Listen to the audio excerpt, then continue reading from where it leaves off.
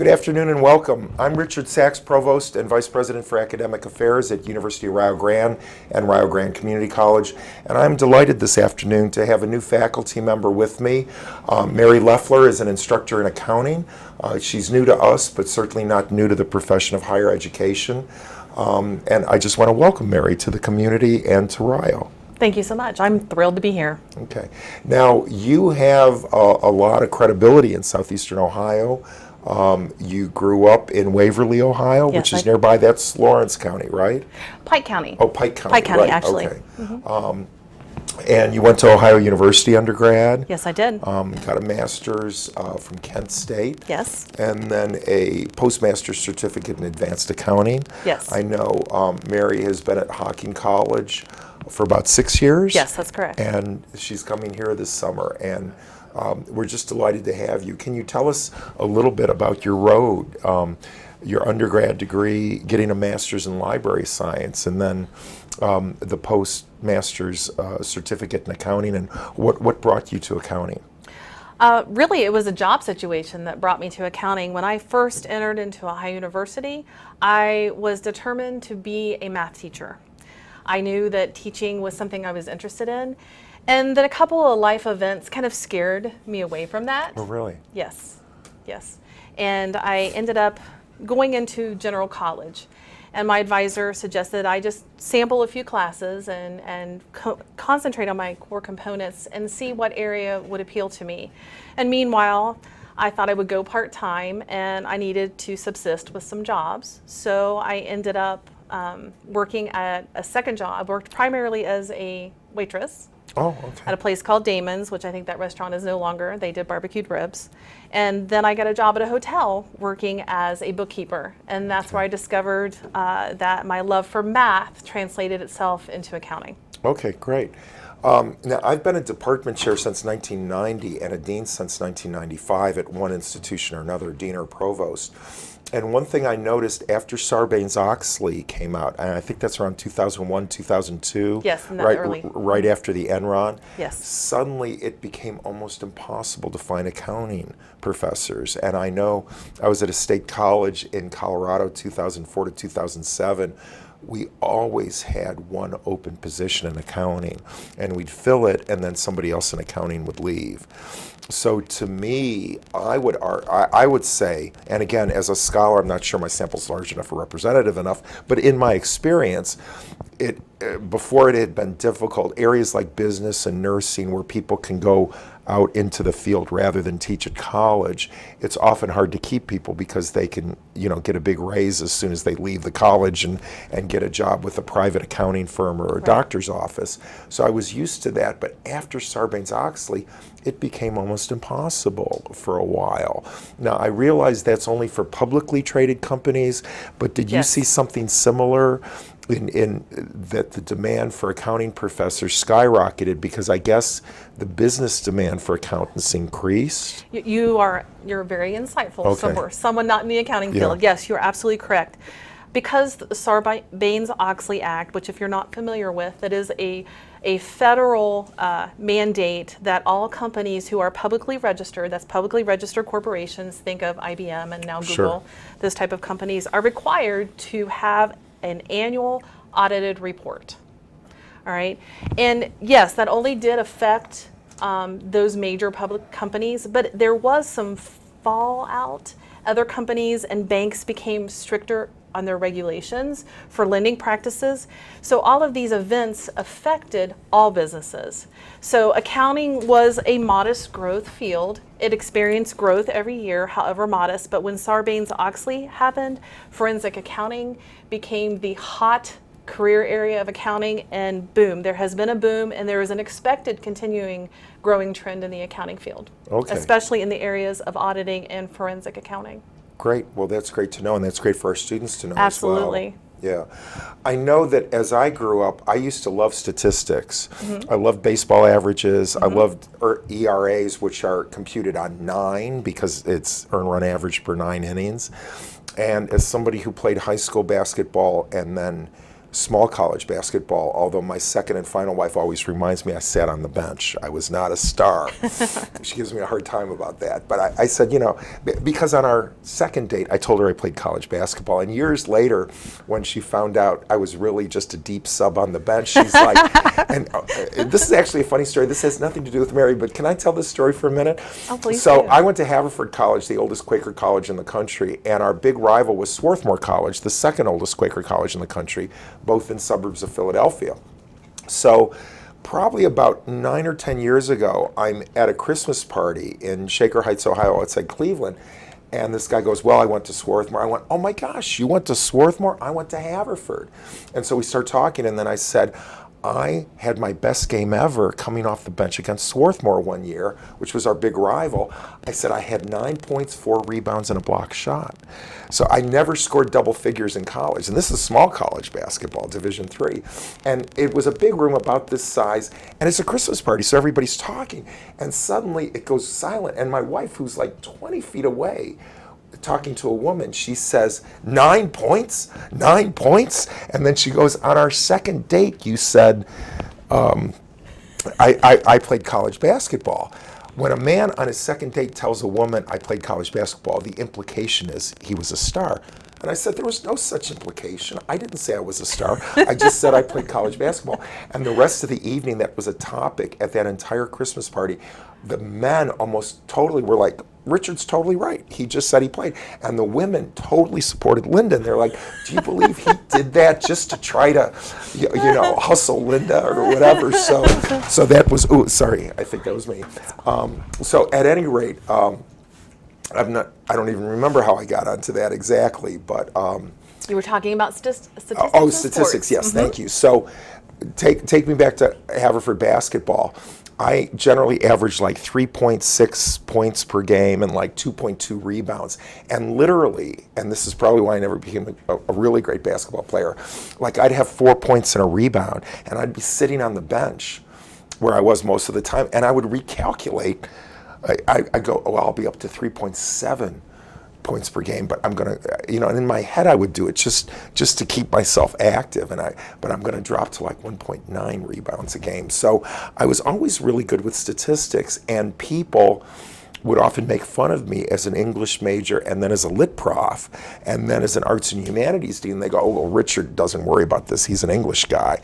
And I go, no, a 5% drawdown on $120 is going to give us $6, and they go, oh, really? Yeah, but that's not accounting, is it? That's just statistical analysis, which is a portion of accounting. But it is a portion of accounting. What new students to accounting, the way I try to describe accounting is, it's not algebra. The first fear students have is, some students have fear of algebra. It's a language. Accounting is a language. Accounting is simply classification of information to make it usable so companies know, how do I stand financially? Sure. That is what it is. Yeah. And so I want everyone to think of accounting in that manner. Well, for the most part. And statistics, yes, is an important part. That is the analytic piece. You can have someone that works in the accounting field and their job is solely collecting the information, assembling it into proper categories, and giving reports to a dean who would be statistically manipulating that information to determine, do we have enough students registered? Is this class going to profit, or is this class going to lose money if it runs? Yeah. Now, again, in my experience, and this is only my third year at Rio Grande, but I've been a dean or a provost for a quarter century at one place or another. And one thing I've really noticed is that within business, it seems like marketing is generally most popular, and then maybe management and finance. And accounting is often the least popular, but from what I can see, it's one of the best areas in terms of job possibilities. Is that relatively your take on that too? I mean, it seems like everybody wants to do marketing, but there aren't as many jobs in marketing, or maybe the jobs are already fulfilled. Or again, this is just my impression, which is limited to my experiences. But is that generally true or not? Yes, that is generally true. I've had several acquaintances in the marketing field who have lost their jobs, several fellow teachers whose children went into marketing. It's not a bad degree, it's a fine degree. There has been an over abundance of of people in marketing in this area in the state of Ohio. It is leveling out. And then with the economy dipping, in the last 10 years, that is one area where businesses have let go. They've cut in the marketing departments. Maybe they hire more of it out. As far as accounting is ruled by government regulations. Right. So accounting has to happen. Yeah. I mean, you have taxes to file regardless, whether you're individual or a company. And, with the Sarbanes-Oxley, it is required. Now, I think part of the reason why people choose accounting last is that it's a stereotyped career. People think of accountants as, of course I do wear glasses. I've worn glasses since 6th grade, but they picture accountants as little nerds that sit in their offices. But you're not boring. Boring is part of the stereotype. It is part of the stereotype. But I don't see that with you. The little guy who doesn't talk to anybody and sits in their offices. Right. No. It's not like that. It's not like that. Trust me, it is not like that. Yeah. We love to have fun. Trust me. Okay. All right. And I mean, yes, we're nerdy in a way because we love number crunching. A lot of people consider number crunching nerdy, but we're also very creative. And I cannot talk enough about forensic accounting. If that would have been popular when I majored in college, I would have gone to forensic accounting. It's if you love Sherlock Holmes, you would love and numbers, you would love forensic accounting. And forensic accounting, anything forensic has to do with the law. Forensic accounting is usually used in the law. You have forensic accountants who work for the FBI or NCIS and agencies like that. You also have forensic accountants that work inside organizations as an internal auditor, and their job is to find loopholes or issues that maybe reporting is not being done correctly. Okay.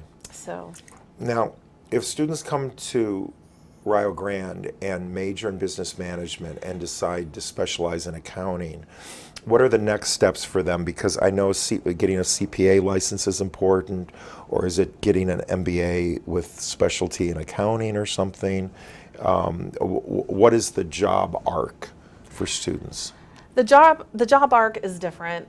MBA, I think, is taking a shifting role right now. That is my own personal opinion. I don't have any statistics that back that up at this point. I think an MBA is important, but if you're interested in the accounting field, I think a CPA is important. Okay. I personally wish I would have went that direction. I kind of went the other direction, and I actually dabbled out of the accounting field for a while. That's why I ended up with an MLIS. Okay. I ended up being a technology person in a library where my job was to handle all the software and hardware.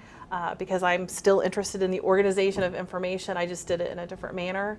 So now I've come full circle. But yes, definitely anyone interested in the accounting field, anyone who comes here, majors in our business administration degree and concentrates in a minor in accounting should look at taking the CPA exam. Okay. All you're required is to have a certain amount of accounting courses and business courses to be qualified to take the CPA.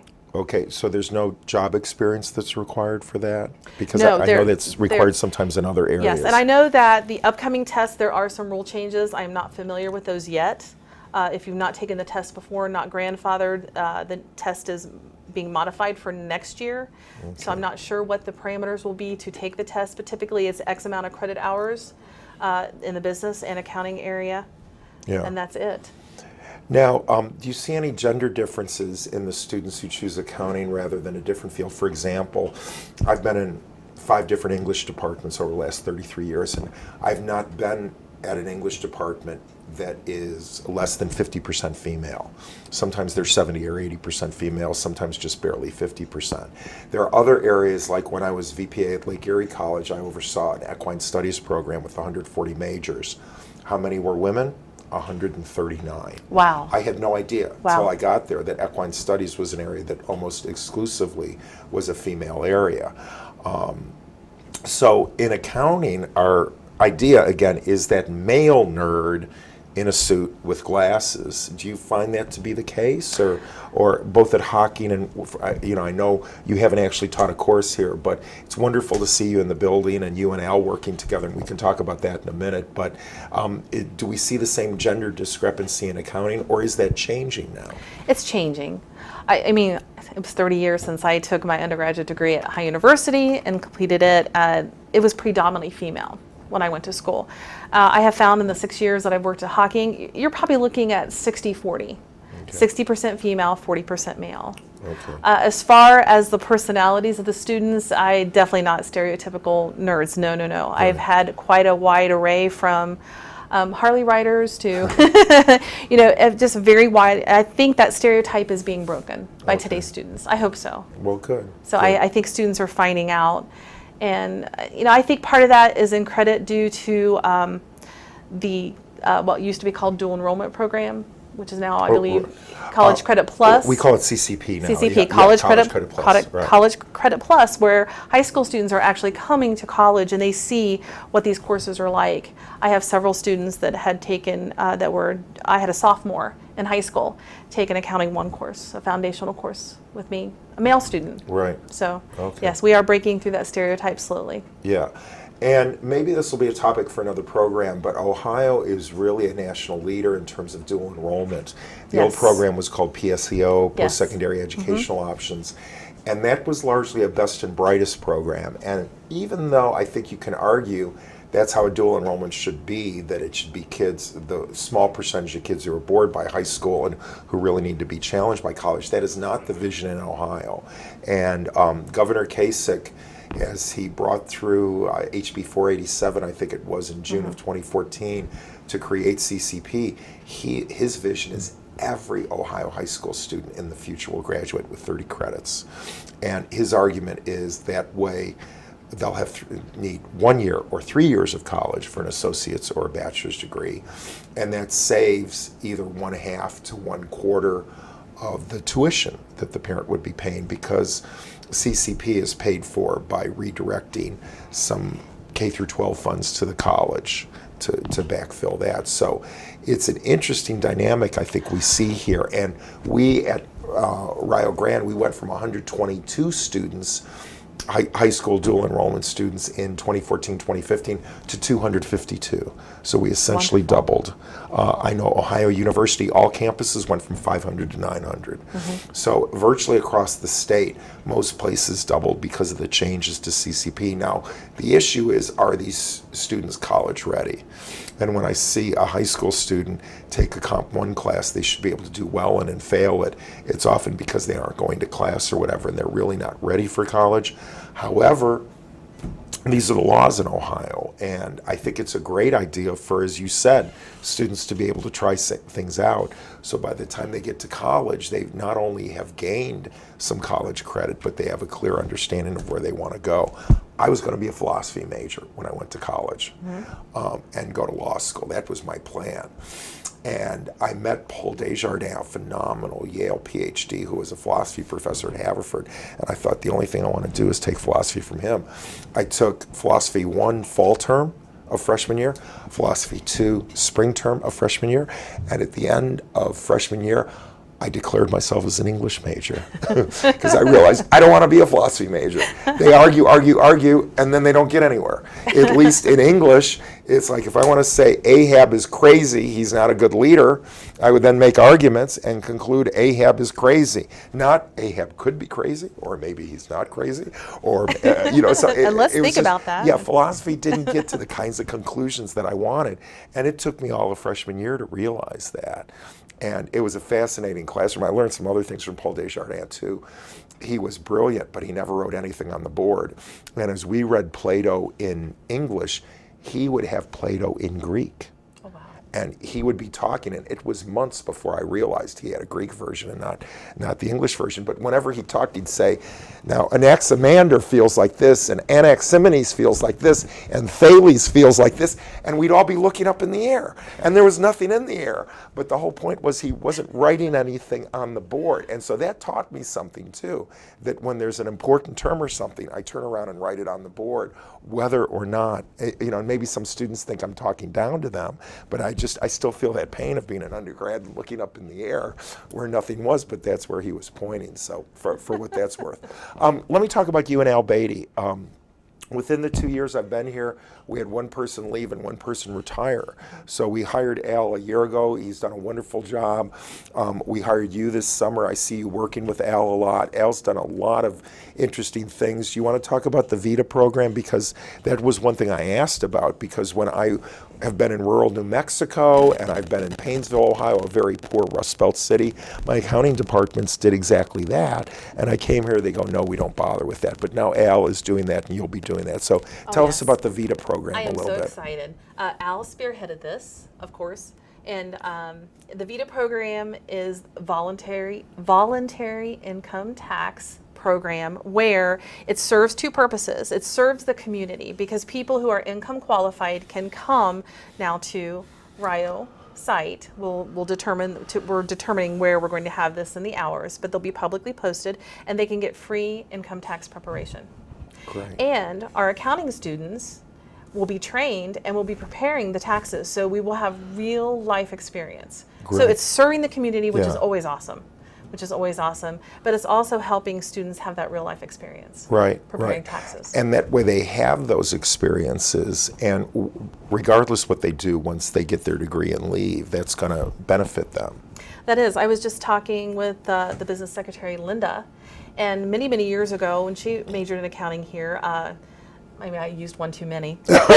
Sorry, Linda. Yeah, just some years ago. Some years ago. Not this it wasn't- last year, but yeah. whenever it is she got her degree. The Vita program was here at Really? a prior time. Yes, Okay. I did not know that until she told me this afternoon. I didn't and realize that it's a either. great memory for her. Yeah. Even to this day. Right. So that made me even more pumped up about Right. this program going on. So Right. I am really excited about that. It is a great opportunity for both students and community. Yeah.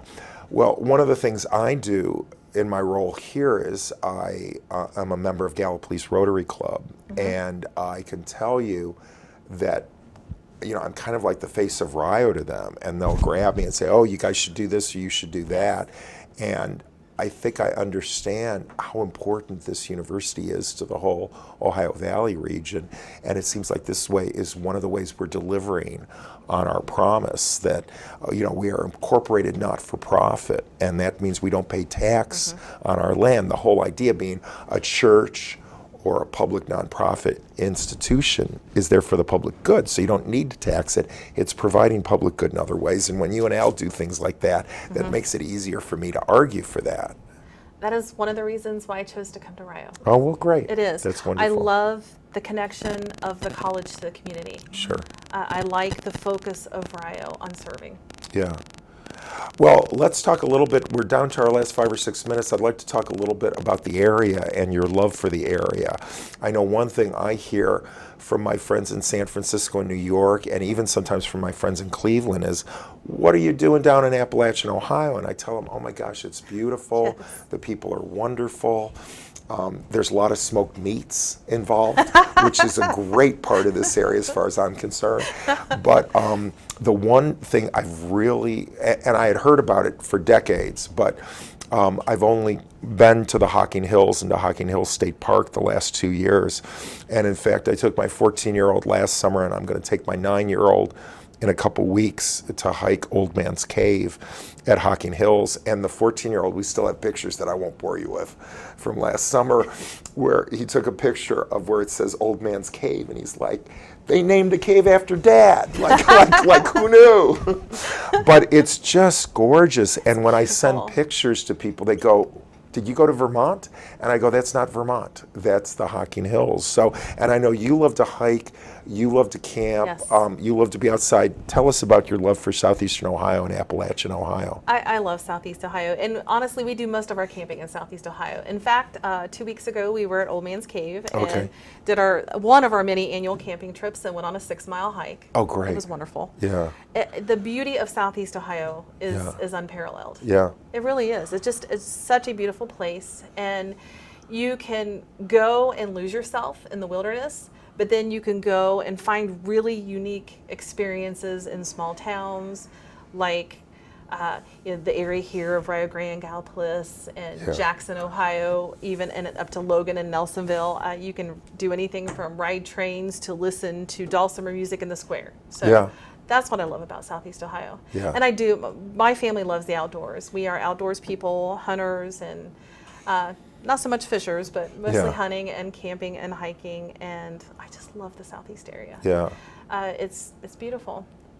Yeah. Well, I'll tell you, whenever I go to Columbus, the Flatlanders, when they start to make fun of Southeastern Ohio, I go, it's the most beautiful part of the state, and I never get any argument on that. So. I agree. My parents moved to the Urbana-Springfield area when my dad sure. retired, and when I go up and visit and I come back, it's like they comment how big the hills look after not living in southern Ohio anymore. Sure, sure. That's absolutely true. Yeah.